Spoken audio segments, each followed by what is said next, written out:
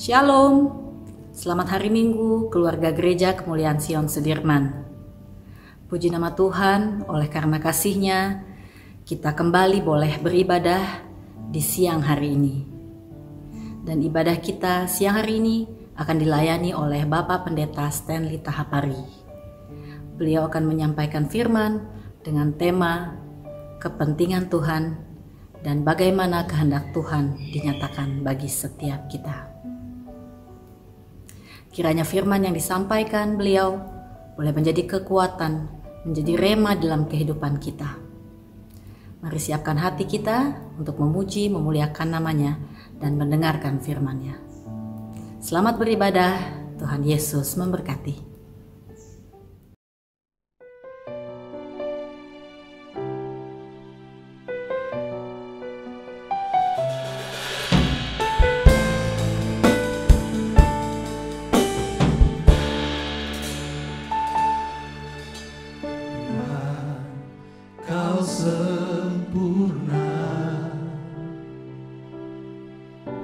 Dalam rencanamu dan karyamu, ku serahkan hidupku, murnikan dengan roh-Mu.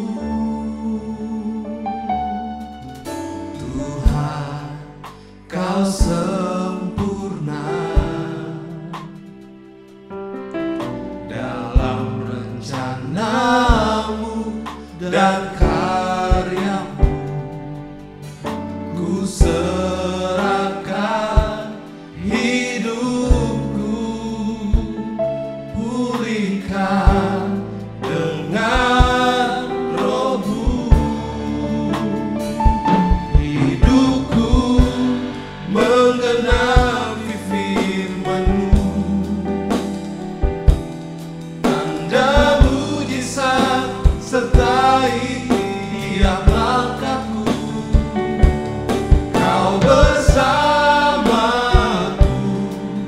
di dalamku, jadi bukti kebesaran-Mu.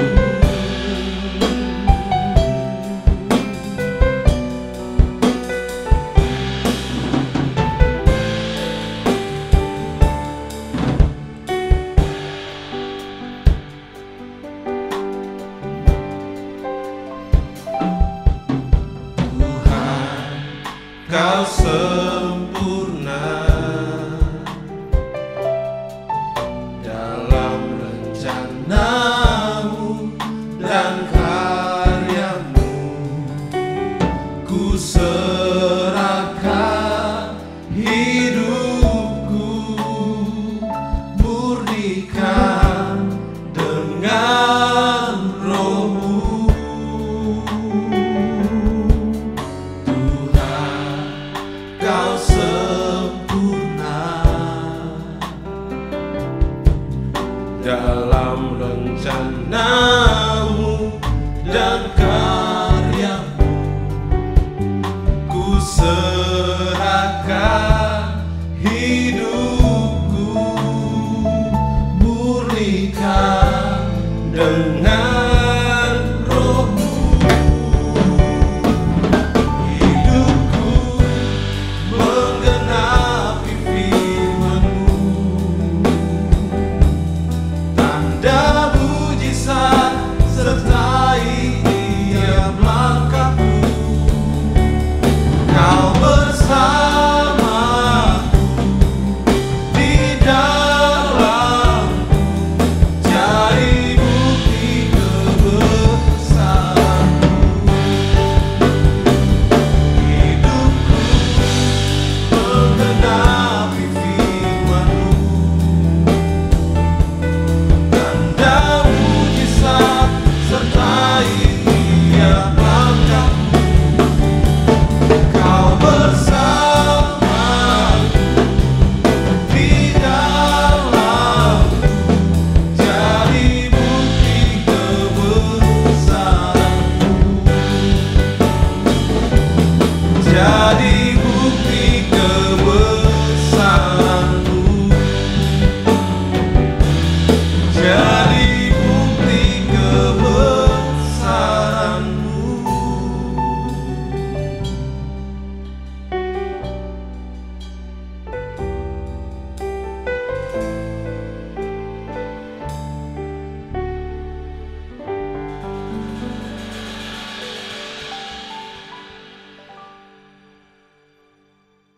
Shalom Bapak Ibu Saudara yang dikasihi oleh Tuhan. Sebelum kita mendengarkan firman Tuhan, mari sama-sama kita berdoa terlebih dahulu.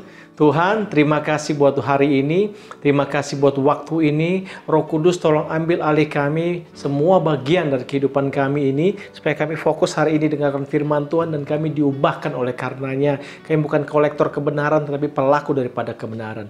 Terima kasih Bapa, dalam nama Tuhan Yesus. Amin. Mari sama-sama kita baca dalam kitab Efesus pasal 5 ayat 15 sampai 17. Efesus pasal 5 ayat 15 sampai 17, demikian firman Tuhan. Karena itu perhatikanlah dengan seksama bagaimana kamu hidup. Janganlah seperti orang bebal, tetapi seperti orang arif.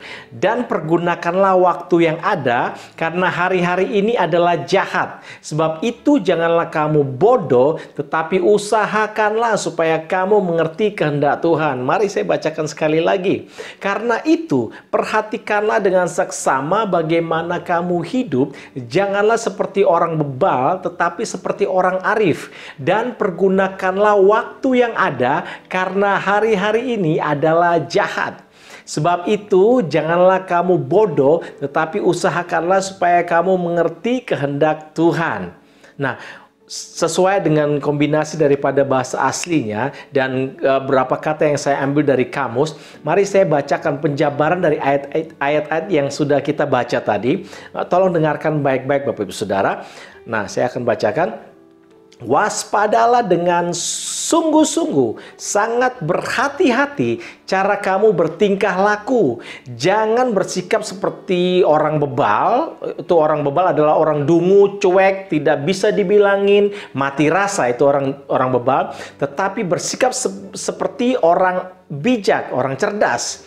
Tebuslah, beli mahal, maksudnya kesempatan terbaik yang tidak akan kembali. Karena ini waktu-waktu yang melelahkan, menyakitkan, menderita, membahayakan. Nah, Tuhan ingin kita tidak menjadi lebih jahat atau lebih buruk di masa-masa sulit atau waktu yang kelihatannya kejahatan atau kesesakan berkuasa.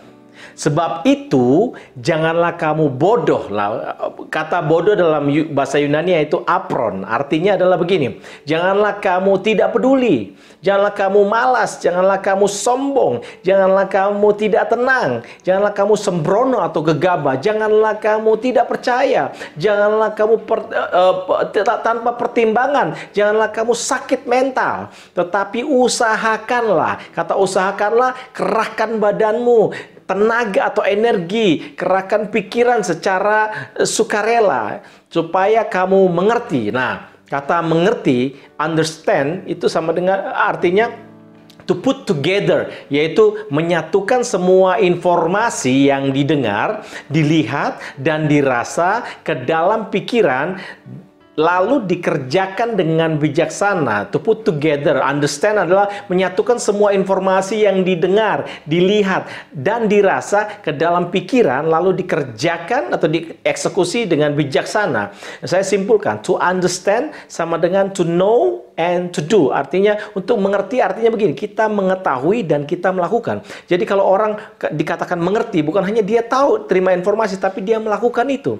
Waktu dia tahu informasi dan melakukan, baru dikatakan itu mengerti. Tapi usahakanlah supaya kamu mengerti kehendak Tuhan. Nah, sekarang kita akan bicara, sekarang kita kupas mengenai kehendak Tuhan. Mari sama-sama kita baca dalam Efesus 1 ayat 11. Efesus 1 ayat 11, saya bacakan firman Tuhan. Aku katakan di dalam Kristus, karena di dalam Dialah kami mendapat bagian yang dijanjikan. Kami yang dari semula ditentukan untuk menerima bagian itu sesuai dengan maksud Tuhan yang di dalam segala sesuatu bekerja menurut keputusan kehendaknya. Apa itu kehendak? Kehendak adalah keinginan, kemauan, ketetapan hati, kerinduan, maksud dan tujuan hati atau tekad. Apa itu kehendak? Kehendak adalah keinginan, kemauan, ketetapan hati, kerinduan, maksud dan tujuan hati, dan kemudian tekad. Itu arti kehendak. Nah, apa sih kehendak Tuhan itu? Nah, kehendak Tuhan adalah gini, patokan, standar, arahan, dan tujuan di dalam Tuhan bekerja, yaitu kehendaknya.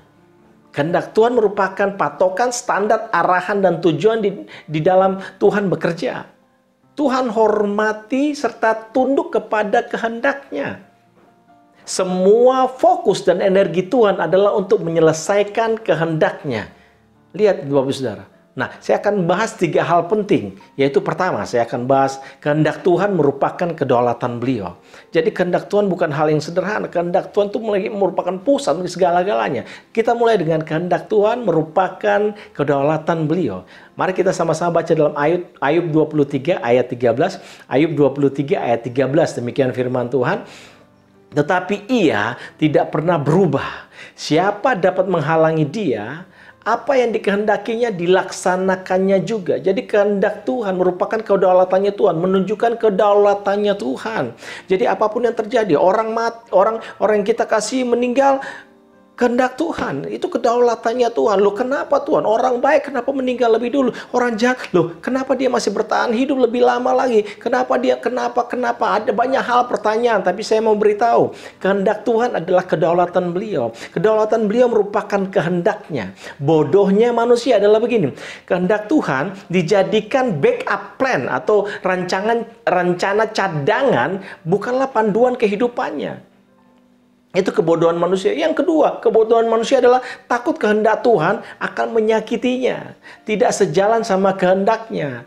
Kehendak Tuhan itu merusak rencana dan kesenangannya. Yang berikutnya, kebodohannya manusia adalah tidak sadar bahwa Tuhan yang paling tahu ending kehidupan. Atau sudah tahu pastinya apa yang akan terjadi dalam kehidupan kita. Yang berikutnya, bodohnya manusia adalah gini, berpikir bisa memanipulasi, bisa protes, bisa demo terhadap kedaulatan Tuhan. Tidak bisa Bapak Ibu Saudara. Kita mesti mengerti bahwa kehendak Tuhan merupakan kedaulatannya beliau yang tidak bisa diganggu-gugat, tidak bisa dipermainkan oleh manusia. Bahkan kita berharap Tuhan kerjakan kehendak kita, enggak bisa sama sekali. Tuhan tidak kerjakan kehendak kita. Semua yang Tuhan rancangan adalah kedaulatan beliau untuk melaksanakan kehendaknya. Yang berikutnya, mari saya beritahu juga Bapak Saudara. Nah, saingan atau kompetitor kehendak Tuhan dalam kehidupan kita. Apa saingan? Apa saingan atau kompetitor kehendak Tuhan dalam kehidupan kita? Adalah kehendak manusia, kehendak kita sendiri. Bukan kehendak iblis, karena kehendak iblis tidak ada artinya. Tidak penting bagi Tuhan kehendak iblis. Entahkah iblis provokasi manusia atau tidak, bodohin manusia apa tidak peduli. Tapi yang merupakan kompetitor atau saingannya kehendak Tuhan atas kehidupan kita, yaitu kehendak kita sendiri. Mari sama-sama kita baca dalam Kejadian pasal 3 ayat 4-6. Kejadian pasal 3 ayat 4-6. Yaitu demikian firman Tuhan. Tetapi ular itu berkata kepada perempuan itu, sekali-kali kamu tidak akan mati, tetapi Tuhan mengetahui. Nah, waktu iblis katakan Tuhan mengetahui, artinya begini, iblis lagi menaruh pikiran jahat bahwa Tuhan itu penipu, licik, dan simpan kebenaran dan sebagainya. Nah, Tuhan mengetahui bahwa pada waktu kamu memakannya, matamu akan terbuka dan kamu akan menjadi seperti Tuhan, tahu tentang apa yang baik, tahu tentang yang baik dan yang jahat. Perempuan itu melihat bahwa buah pohon itu baik untuk dimakan dan sedap kelihatannya. Lagi pula pohon itu menarik hati karena memberi pengertian. Lalu ia mengambil dari buahnya dan dimakannya dan diberikannya juga kepada suaminya yang bersama-sama dengan dia, dan suaminya pun memakannya. Nah, kehendak saingan Tuhan, kehendak Tuhan kehidupan kita adalah kehendak manusia, yaitu keinginan yang di Kejadian 3 tadi kita baca, itu keinginan manusia untuk menjadi seperti Tuhan, keinginan menjadi seperti, nggak perlu Tuhan lagi, mau gantikan posisi Tuhan, mau tahu segala-galanya. Yang kedua, mari sama-sama kita baca Lukas 23 ayat 23 sampai 25. Lukas 23 ayat 23 sampai 25. Saya bacakan, tetapi dengan berteriak mereka mendesak dan menuntut supaya ia, yaitu Tuhan, disalibkan, dan akhirnya mereka menang dengan teriakan mereka. Lalu Pilatus memutuskan supaya tuntutan mereka dikabulkan, dan ia melepaskan orang yang dimasukkan ke dalam penjara karena pemberontakan dan pembunuhan itu sesuai dengan tuntutan mereka. Tetapi Yesus diserahkannya kepada mereka untuk diperlakukan semau-maunya. Keinginan manusia untuk bunuh Tuhan. Itu keinginan manusia. Ini sedang terjadi di bangsa ini. Orang yang benar berusaha dihancurkan, berusaha dilawan, berusaha untuk supaya didudukkan, dipersalahkan dan sebagainya. Nah, itu keinginan manusia yang bertentangan sama kehendak Tuhan. Ya, sekarang kita bahas yang kedua. Yang pertama tadi, kehendak Tuhan merupakan kedaulatan beliau. Yang kedua, kehendak Tuhan merupakan kesukaan atau kesenangan beliau. Kehendak Tuhan merupakan kesukaan atau kesenangan beliau. Efesus 1 ayat 5. Nah, Efesus 1 ayat 5 dalam terjemahan New Living Translation. Terjemahan New Living Translation, saya terjemahkan dalam bahasa Indonesia adalah begini. Bapa telah menentukan dari semula untuk mengangkat kita ke dalam keluarga dengan membawa kita kepadanya melalui Yesus Kristus. Inilah yang Bapa ingin lakukan dan itu memberinya kesenangan besar. Jadi ternyata untuk mendapatkan kita, Bapa sudah atur segala sesuatu, melaksanakan kehendaknya, supaya Tuhan Yesus genapi kehendaknya, dan itu kesenangannya Tuhan. Jadi Tuhan Yesus berkorban untuk dapatkan kita, ciptaannya, itu merupakan kesenangan beliau. Tuhan Yesus mati memang sakit, menyakitkan, siksaan yang terberat yang pernah dialami manusia, dialami Tuhan Yesus. Tetapi Tuhan Yesus tidak mati seperti mayat penasaran, sebagai orang yang mati penasaran, tapi Tuhan Yesus meninggal dengan sukacita. Mungkin kalau seandainya Tuhan Yesus ditaruh di atas peti mati, mukanya Tuhan Yesus akan tersenyum. Kenapa? Karena Tuhan Yesus mendapatkan kita. Tuhan Yesus menyelesaikan, mendapatkan kesenangan beliau. Nah, itu sifat alami Tuhan yang ada dalam diri manusia juga. Bukankah kita semua berkorban dalam kehidupan ini untuk mengejar kesenangan kita? Tuhan senang disenangkan, apalagi manusia. Jika kita tidak memutuskan jika kita tidak memutuskan untuk menyenangi kesenangan Tuhan, yaitu melakukan kehendak Tuhan, maka yang terjadi adalah begini, itu akan menjadi beban berat atas kehidupan kita. Saya ulangi, itu akan menjadi beban berat atas kehidupan kita. Masih ingat kisah orang yang kesukaannya adalah firman Tuhan, kita sudah tahu di beberapa ayat, tapi dengarkan ini, energi kesukaan sama dengan energi kemudahan. Energi kesukaan sama dengan energi kemudahan. Segalanya akan menjadi mudah jika kita suka melakukannya. Untuk suka harus lewatin proses memasukkan ke dalam hati lebih dahulu. Di dalam Mazmur 40 ayat 8, Mazmur 143 ayat 10, Mazmur 40 ayat 8, nanti saja Bapak Saudara catat dan kemudian baca di Mazmur 40 ayat 8. Mazmur 143 ayat 10, untuk menjadi suka sama kehendak Tuhan, menjadi suka sama firman Tuhan, harus melalui proses memasukkan ke dalam hati dengan cara dipelajari. Apa yang dipelajari? Cari tahu, renungkan, percayai, perkatakan. Nah, apa itu dipelajari? Cari tahu, renungkan, percayai, dan perkatakan. Itu cara memasukkan dalam hati kita untuk menjadi suka. Nah, yang kedua, jika kita tidak memutuskan menyenangi kesenangan Tuhan, yaitu kehendak Tuhan, yang kedua akan terjadi adalah begini. Kita akan benci diri kita sendiri. Kita benci diri kita sendiri. Nah, kalau kita senang akan kehendak Tuhan, itu membuat kita mengerti bagaimana mengasihi diri kita sendiri. Kita tahu bagaimana memperlakukan diri kita sendiri. Bagaimana menghormati diri kita sendiri sebagaimana Tuhan hormati kita. Memang tidak mudah, tetapi tidak mustahil. Perlu waktu untuk latihan serta membiasakan diri. Budayakan itu. Contohnya, saya tuh orang yang paling nggak suka makan, dengar aja nggak suka, jengkol, pete, apalagi baunya. Jengkol dan pete. Tapi satu kali, anak rohani saya tawarkan itu, masakan bagi saya, dan dia challenge saya bagaimana untuk memakannya. Saya pikir, my goodness. Dan kemudian sebelum memakannya dikasih tahu, pete begini manfaatnya, jengkol manfaatnya begini. Jengkol nggak boleh dimakan sering, tapi manfaatnya bla bla bla. Pete itu manfaatnya gini. Walaupun bau dan sebagainya, akhirnya saya coba. Gak enak pertama, saya coba. Berapa hari kemudian saya coba lagi. Akhirnya lama-lama tahu, pada akhirnya saya menyukainya. Apa yang saya nggak suka, yang saya benci, karena saya tidak mengerti semua. Tapi kemudian setelah saya pelajari, saya rasakan, saya mengerti manfaatnya. Saya makan. Saya suka rendang jengkol. Saya suka ada makan, ada petenya. Ya itu kesaksian saya aja seperti bagaimana untuk menjadi suka dengan sesuatu yang semula kita nggak suka sama sekali, nggak gampang memang. Nah, kabar baiknya kalau supaya kita bisa senang melakukan kehendak Tuhan, kita suka sama kehendak Tuhan. Kabar baiknya begini, Tuhan perlengkapi kita dengan segala yang baik untuk memampukan kita senang melakukan kehendak Tuhan. Nah, Ibrani 13 ayat 21 katakan begini, kiranya Tuhan memperlengkapi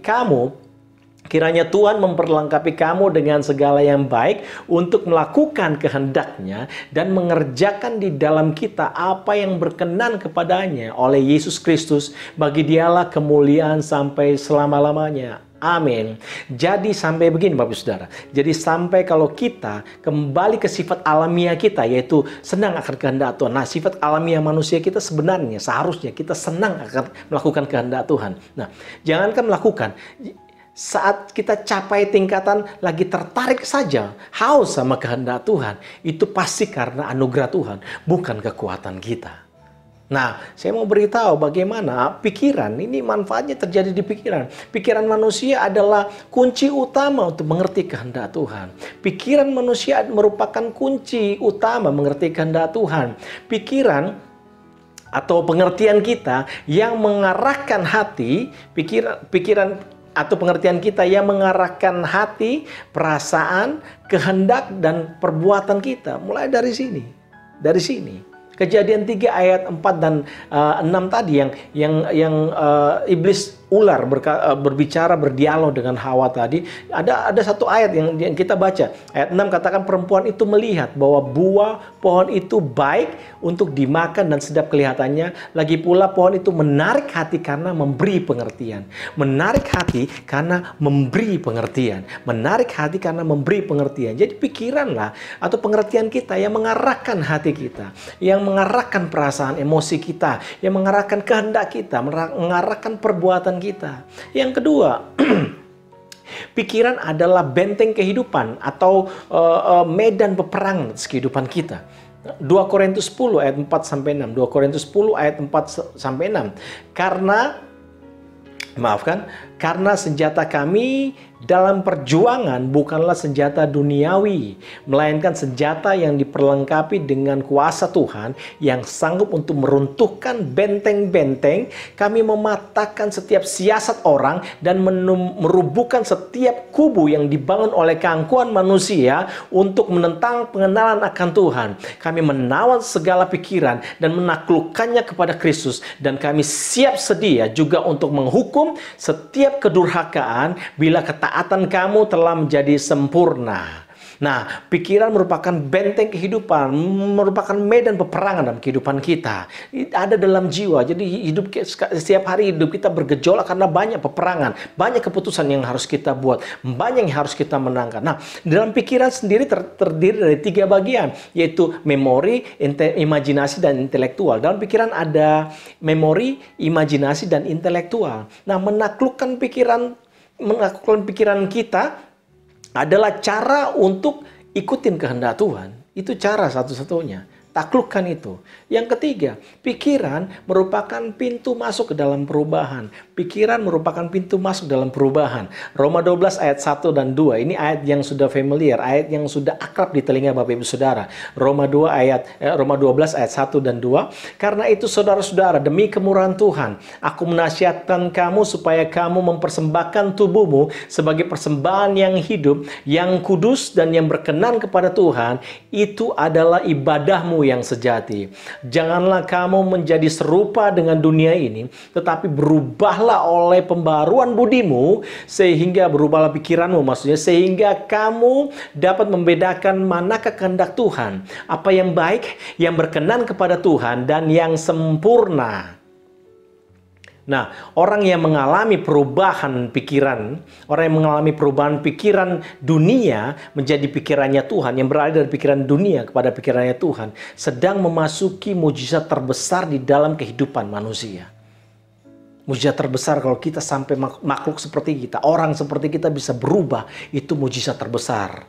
dalam kehidupan kita. Bukan mata bisa melihat, kaki yang lumpuh bisa berjalan. Bukan seperti itu. Mujizat terbesar adalah perubahan kehidupan seseorang. Itu mujizat terbesar. Perubahan dimulai dari perubahan pikiran kita. Dari yang jahat menjadi benar.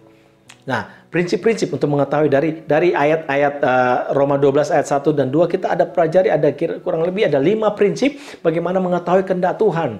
Yang baik, yang berkenan pada Tuhan dan yang sempurna. Yang pertama adalah prinsip yang pertama adalah penyerahan, menyerahkan kehendak. Jadi kita dedikasikan kehendak kita buat Tuhan.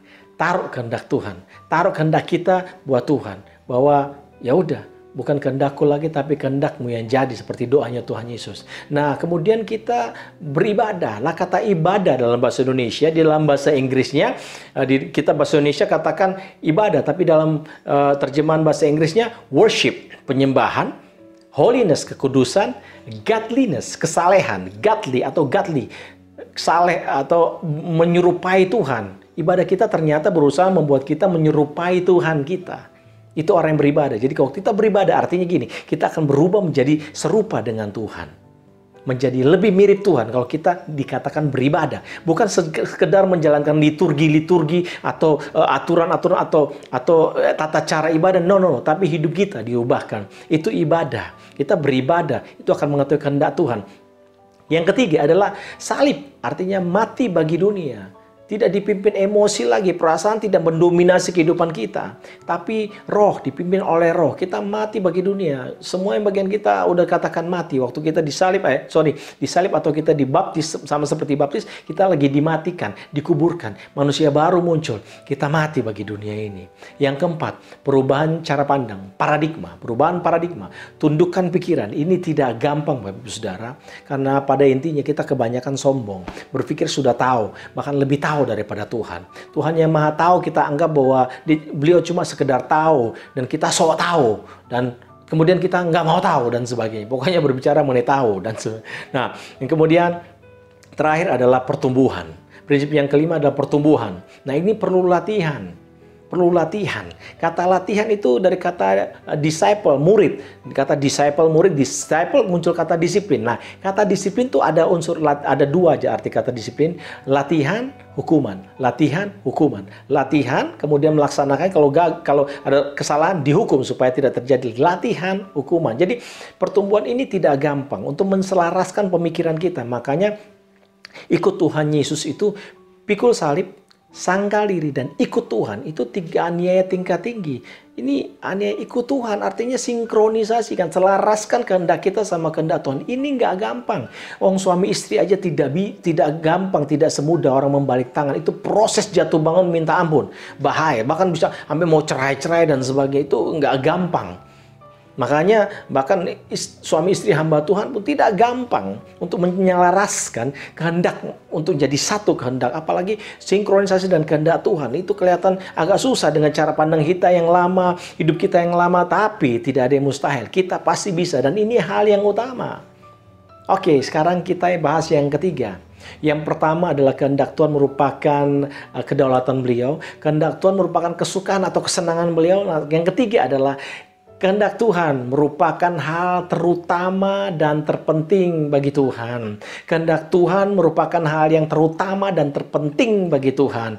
Dalam Yohanes 4 ayat 34, Tuhan Yesus sempat mengatakan begini, makananku adalah melakukan kehendak Dia yang mengutus aku dan menyelesaikannya. Makananku adalah bagian utama, bagian pokok dalam kehidupan kita. Dalam Tuhan Yesus katakan dalam kehidupan Tuhan Yesus adalah melakukan kehendak Bapa dan menyelesaikannya. Hal yang terpenting bagi Tuhan yang beliau sendiri tunduk adalah pada kehendaknya. Sehingga sangatlah arogan, sombong, bodoh dan sebagainya kalau ciptaan Tuhan menolak kepentingan itu, menolak kepentingan akan kehendaknya Tuhan, menolak pentingnya kehendak Tuhan. Sangat arogan sekali. Makanya dari kedaulatan Tuhan, kesukaannya Tuhan, kemudian terpenting terutama bagi Tuhan. Wah, kenapa kita tidak berpikir wah itu hal yang utama atas kehidupan kita? Melakukan kehendak. Mari saya beritahu Bapak Saudara, melakukan kehendak Bapa itu hal terutama bagi kita. Melakukan kehendak Bapa itu hal yang terutama atas kehidupan Bapak Ibu Saudara dan saya. Kenapa? Karena itu kehendak Tuhan lebih penting daripada kebutuhan, daripada semua hubungan kita, lebih penting dari semua pergumulan atau masalah kita. Doa Bapa kami, datanglah kerajaanmu, jadilah kehendakmu di bumi sama seperti di surga. Berikanlah kami pada hari ini makanan kami. Ya, jadi kehendak Tuhan lebih tinggi daripada, lebih utama daripada kebutuhan pokok kita. Kemudian kehendak Tuhan lebih daripada ampunilah kami sebagaimana kami mengampuni orang. Lebih penting daripada semua hubungan kami. Kemudian jangan bawa kami pada yang jahat, tapi bla bla bla sebagainya. Lebih penting daripada pergumulan kita. Jadi kehendak Tuhan lebih penting di atas kebutuhan kita, di atas semua hubungan kita, di atas semua pergumulan kita. Yang kedua, mengapa kita harus melakukan kehendak Tuhan? Mengapa kita harus anggap itu penting, terutama, dan itu kedaulatan Bapa? Karena itu lebih penting dari, bahkan lebih penting dari doa. Lebih penting dari doa kita, lebih penting dari karunia rohani kita, lebih penting dari kuasa yang Tuhan berikan pada kita, lebih penting dari mujizat yang bisa kita kerjakan. Masih ingat Matius 7 ayat 21-23? Matius 7 ayat 21-23, Tuhan Yesus bilang, pada hari-hari terakhir banyak orang katakan, Tuhan kami mengusir setan demi namamu, adakan mujizat, kami berseru buat engkau dan sebagainya. Tuhan bilang enggak. Orang yang melakukan kehendak Bapakku. Tuhan nggak kenal orang demikian. Kalau tidak mengenal kehendak Bapa, tidak berusaha menyelesaikan, melakukan kehendak Bapa, doa percuma, karunia rohani percuma, kuasa sia-sia, mujizat tidak terlalu penting. Kehendak Tuhan merupakan hal utama kalau kita lakukan. Kenapa? Karena itu legalitas kita sebagai anaknya Bapa. Makanya Tuhan Yesus bilang dalam Matius 12 ayat 10. Matius 12 ayat 10. Itu legalitas kita sebagai anak Bapa. Yang menjadi Bapa, yang menjadi saudaraku, laki-laki perempuan adalah mereka yang melakukan kehendak Bapakku. Jadi Bapak Saudara, mulai pikirkan kehendak Tuhan itu esensi, penting atas kehidupan kita sebagai orang percaya. Bukan apa yang lain. Menurut saya bahkan seluruh manusia di muka bumi ini. Manusia adalah makhluk rohani. Kita harus mengerti apa rancangan dan tujuan Tuhan yang Tuhan kerjakan buat kehidupan kita masing-masing, dalam kehidupan kita di dalam dunia ini. Apa yang harus kita capai pada akhirnya. Kita akan end up sebagai apa. Nah, contoh saya udah ketemu berbagai tokoh agama, artis, konglomerat, paranormal, pejabat, orang yang ateis atau pembenci Tuhan Yesus, pembenci orang Kristen dan sebagainya. Akhirnya mereka pada datang pada Tuhan Yesus, ketemu Tuhan Yesus dan mereka katakan begini, itu keputusan terpenting atas kehidupan mereka. Mereka bisa ketemu dengan Tuhan dan mereka berbondong-bondong, mereka bersegera, mereka berikhtiar untuk mengerjakan, cari kehendak Tuhan dan mengerjakan kehendak Tuhan. Nah, manfaat tahu kehendak Tuhan atas kehidupan kita. Manfaatnya kalau kita tahu kehendak Tuhan atas kehidupan kita, yang pertama adalah gini, kita akan menjadi efektif dan efisien.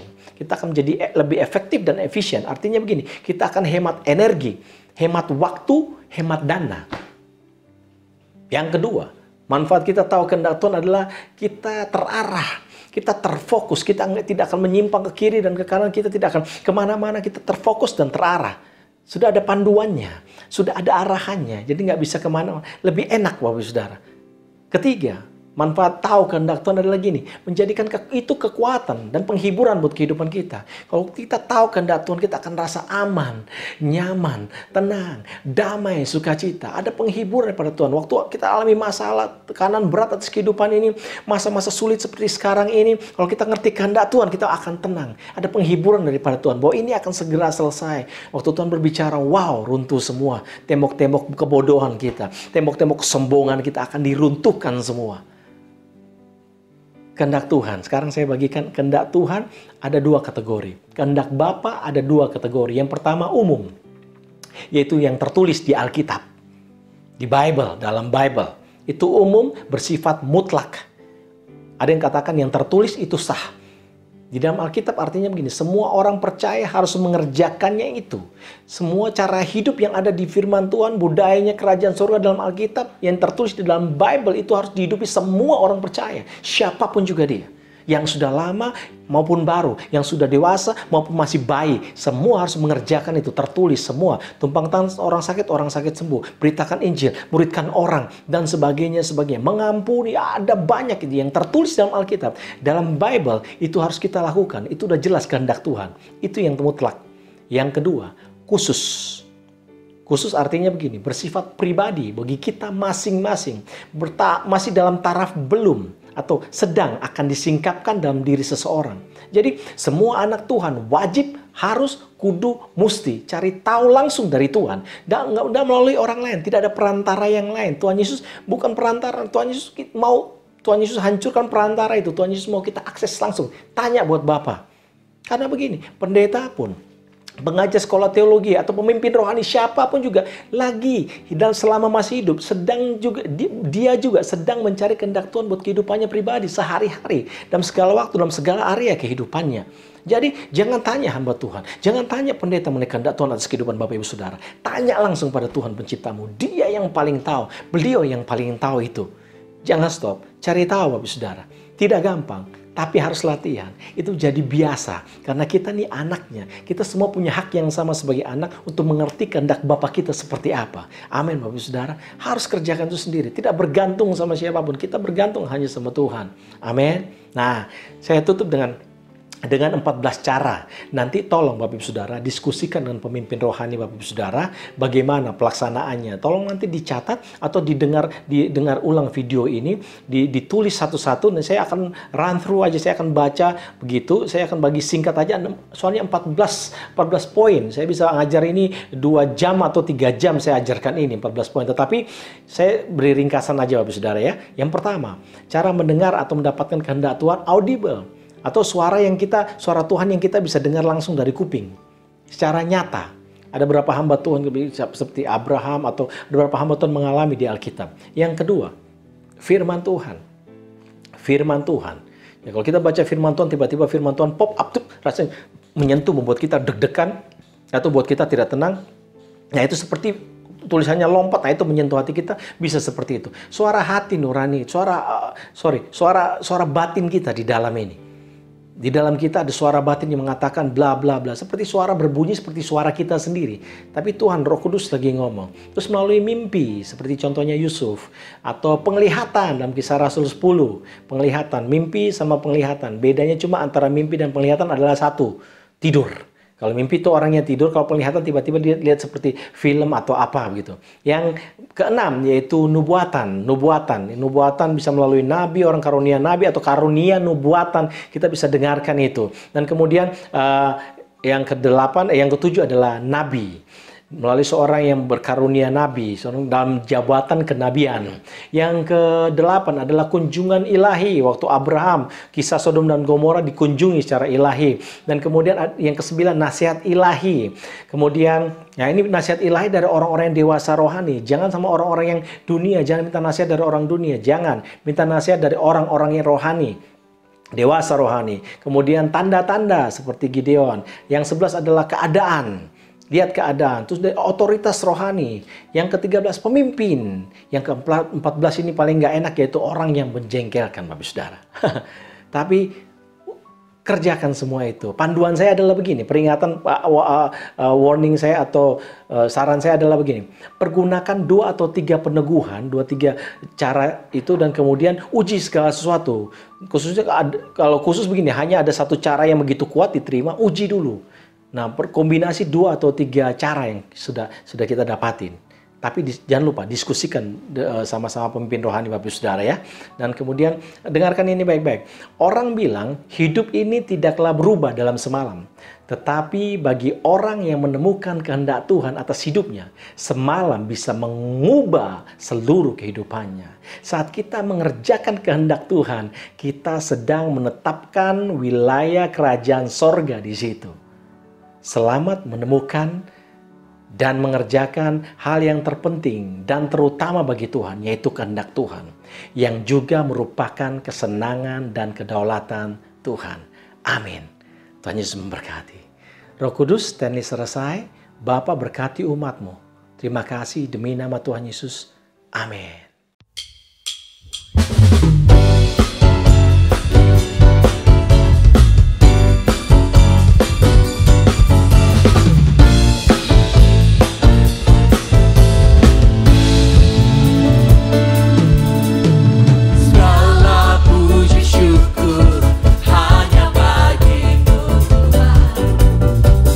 Sebab Kau yang layak dipuja.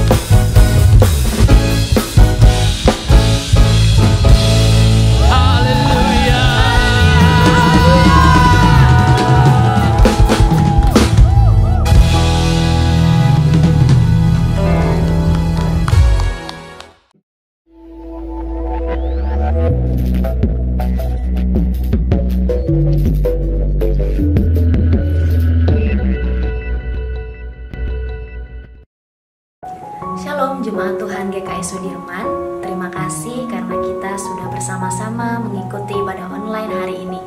Kiranya Tuhan Yesus selalu memberkati kita semua. Bagi jemaat Tuhan yang ingin didoakan, bisa menulis di kolom komentar YouTube GKS Sudirman. Dan nanti para pendoa, diaken dan gembala akan mendoakan jemaat Tuhan.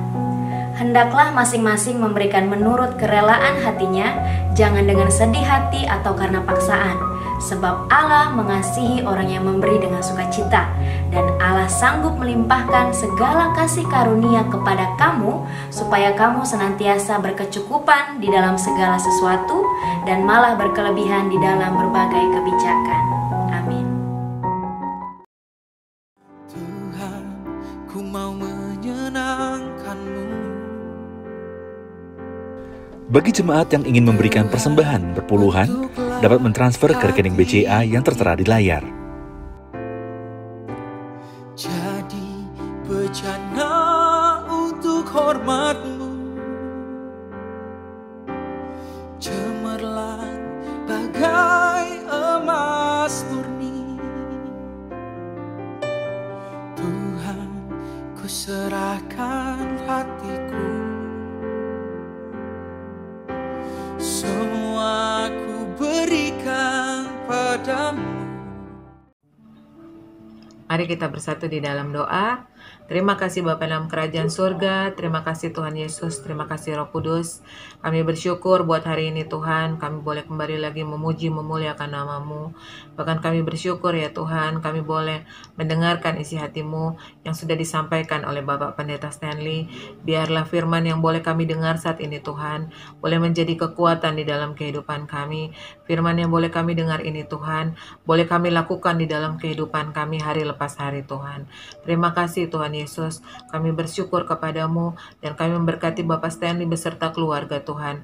Biarlah Engkau memberkati pelayanannya, Engkau memberkati pekerjaannya. Terima kasih Tuhan Yesus.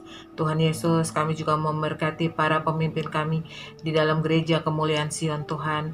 Biarlah Engkau memberkati Bapak Bunadi beserta keluarga. Engkau memberkati Ibu Seli beserta keluarga. Engkau memberkati Bapak Odi beserta keluarga. Engkau juga memberkati semua diaken yang boleh ambil bagian di dalam gereja Kemuliaan Sion, dan semua pengerja yang boleh ambil bagian juga di dalam pekerjaan Tuhan ini Tuhan. Biarlah apa yang kami kerjakan ini Tuhan boleh memuliakan Tuhan. Berilah kami hikmat Tuhan di dalam melakukan pekerjaan-Mu ini Tuhan. Biarlah nama Tuhan dipermuliakan dan pekerjaan Tuhan ini boleh membawa jiwa-jiwa datang kepada Tuhan, mengaku bahwa Engkau Tuhan dan Juru Selamat yang hidup. Terima kasih Tuhan Yesus, kami bersyukur kepada Tuhan Yesus. Kami juga mau memberkati jemaat-jemaat kami yang saat ini mendengarkan, menyaksikan ibadah online saat ini ya Tuhan Yesus. Biarlah Engkau memberkati mereka dimanapun mereka berada. Engkau menolong mereka, Engkau mengasihi mereka, dan Engkau juga senantiasa memelihara mereka semua dengan baik. Terima kasih Tuhan Yesus. Kalau saat ini ada yang sakit di antara jemaat-jemaat kami Tuhan, kami berdoa di dalam nama-Mu ya Tuhan Yesus. Engkau memberikan kesembuhan, Kau memberikan pemulihan sehingga mereka memperoleh kesehatan kembali yang daripada-Mu Tuhan. Kami juga berdoa buat mereka yang mungkin dalam kesulitan ekonomi Tuhan. Kau memberkati mereka Tuhan, Kau menolong mereka. Engkaulah sumber berkat ya Tuhan Yesus, sehingga mereka tidak kekurangan suatu apapun, makan, minum, pakai, diberkati oleh Tuhan Yesus. Terima kasih Tuhan Yesus. Tuhan, kami juga mau berdoa ya Tuhan, buat jemaat kami yang saat ini berulang tahun Tuhan. Kami bersyukur untuk bertambahnya satu usia yang Kau percayakan Tuhan. Biarlah Engkau memberkati para jemaat kami Tuhan, dan Kau menolong mereka di usia yang baru ini, mereka lebih dekat lagi kepada Tuhan, lebih mengerti lagi kehendak Tuhan di dalam kehidupan mereka. Kau memberkati Revelino yang berulang tahun, Kau memberkati Bapak Mario yang berulang tahun, bahkan Kau juga memberkati Ibu Santi dan Bapak Stephen yang merayakan ulang tahun pernikahan. Engkau memberkati mereka Tuhan. Biarlah nama Tuhan dipermuliakan di dalam keluarga mereka Tuhan. Terima kasih Tuhan Yesus. Kami bersyukur kepadamu Tuhan. Mungkin buat semua jemaat yang tidak bisa kami sebutkan ya Tuhan, siapapun saat ini yang bersuka cita, Engkau memberkati mereka. Dan kami bersyukur buat sukacita yang Kau berikan buat kami semua Tuhan. Tuhan Yesus, kami juga mau berdoa di tengah-tengah pandemik saat ini Tuhan. Kami tahu Tuhan pandemik ini tetap ada di dalam rencananya Tuhan. Kau menolong ya Tuhan para medis dan dokter dan suster ya Tuhan Yesus. Biarlah mereka diberi kekuatan oleh Tuhan untuk bisa menolong mereka-mereka yang sedang sakit ya Tuhan. Sehingga mereka juga punya kekuatan dari Tuhan dan mereka diberkati oleh Tuhan, dan mereka yang sakit juga Engkau tolong sehingga mereka juga memperoleh kesembuhan yang daripadamu. Tolong ya Tuhan Yesus, biarlah pandemik ini cepat berlalu dan pandemik ini boleh selesai di dalam nama-Mu saja ya Tuhan Yesus. Terima kasih Tuhan Yesus. Tuhan, kami juga mau memberkati bangsa dan negara kami Indonesia. Kau berkati Indonesia dari Sabang sampai Merauke ya Tuhan Yesus. Biarlah Engkau memberkati pemimpin-pemimpin di dalam bangsa kami Tuhan. Biarlah pemimpin takut akan Tuhan senantiasa ada di dalam bangsa kami. Biarlah kedamaian, kerukunan, kesejahteraan ada di dalam bangsa kami Indonesia Tuhan. Terima kasih Tuhan Yesus. Kami serahkan doa ini kepadamu ya Tuhan Yesus. Ampunilah segala dosa dan kesalahan kami Tuhan. Kami minta ampun ya Tuhan Yesus. Biarlah kami juga boleh menjadi orang yang hidup seturut dengan kehendak-Mu, melakukan kehendak-Mu di dalam kehidupan kami.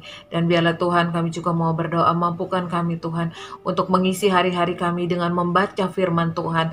Karena kami tahu firman Tuhan yang adalah kekuatan bagi hidup kami. Firman Tuhan yang menunjukkan mana yang harus kami lakukan dan mana yang harus kami jauhi.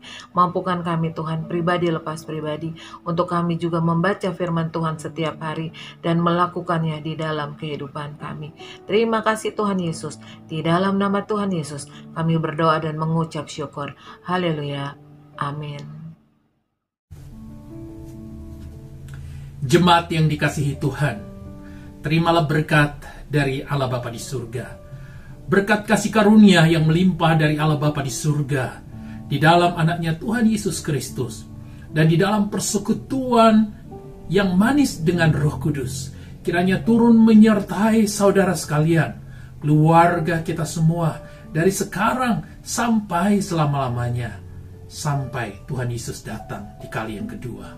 Di dalam nama Tuhan Yesus, setiap kita yang percaya, sama-sama katakan, amin. Ku hidup karena percaya, Kau yang berjanji setia. Pengharapanku selalu ada di dalam